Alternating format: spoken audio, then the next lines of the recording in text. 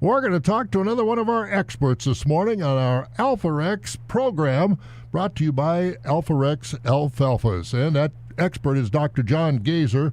And Dr. Gazer, an animal nutritionist, also background in plant breeding with Rock River Labs. And, of course, Rock River Labs has a facility in the Colby area.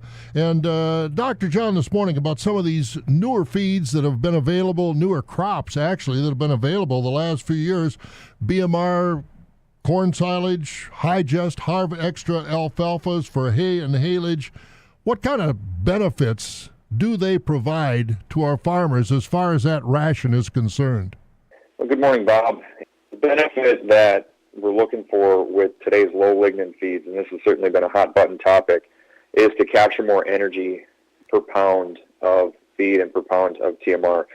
The average dairy cow is able to capture, high-performing dairy cow, say 85, 90 pounds of milk per day, is able to capture somewhere in the neighborhood of 65 to maybe at best 70 or 75% of the nutritional value of all the feed she eats. So if she's consuming, say, 55 pounds or, say, 50 pounds for easy math, well, she's not probably even going to capture nutritional value from even 35 pounds of that 50 that she eats.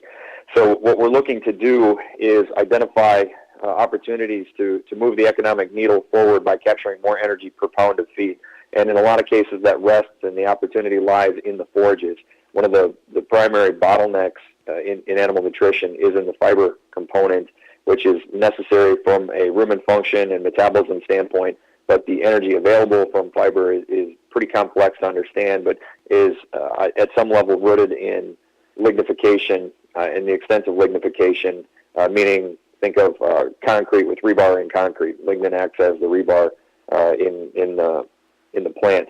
So the less lignin theoretically we have in a feedstuff, then the more potential there is for rumen microbes to in the dairy cows to capture nutritional value from that fiber. So hopefully we can move from, say, 65% total digestible nutrient maybe up to 67%.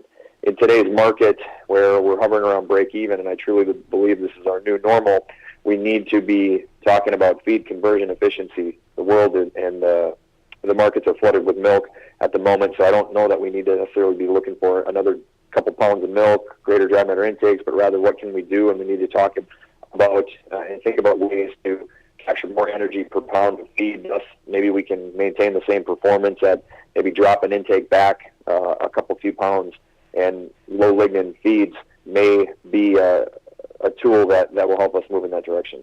And as far as actually using this product, and from what you've done as far as your nutrition work, have you found that these products are providing, as you said, less rebar, so to speak, in that diet? And we're able to maybe not make that much more milk, but more profitability by using these kinds of feeds like BMR and Hi-Gest and Harv Extra? Yeah, so the story has been pretty well written for brown rib corn silage.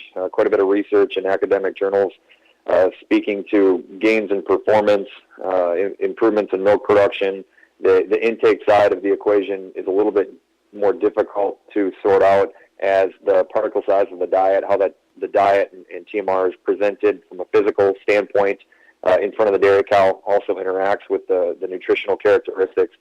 So the BMR, yes, it appears to be there's an economic opportunity there with low lignin, alfalfas, a couple different options out there. We're starting to see some research come out of universities, but I can't speak to a large database yet where I've been able to strongly recognize any trends. I look forward to research coming forth from the Hi-Gest team and others, including universities. But those are the new feeds that are out there, and they're playing a more prominent role all the time on our dairy farms, aren't they? Absolutely. Dairies are continually looking for opportunity to improve nutritional quality as well. They should be. 50 to 60% of the cost of producing 100 pounds of milk or a gallon of milk on the store shelf is in feed costs. And so we need to identify opportunities to roll back on feed costs and, like I was alluding to earlier, capture another couple percentages energy out of a pound of feed. Dr. John Gazer again talking about feeds and the best feeds on the market as far as your cows and your profitability. Dr. John Gazer, PhD, animal nutritionist, also does a lot of work with research with Rock River Labs in the Colby and other areas on our Alforex update program.